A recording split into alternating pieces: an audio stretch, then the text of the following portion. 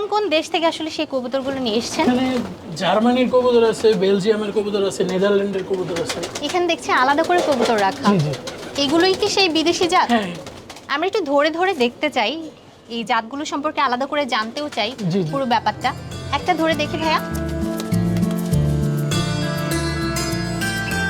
বাহ, এটা দেখতে আসলে কালারটা বেশ সুন্দর, একটু অন্যরকম লাগছে সবগুলোর থেকে।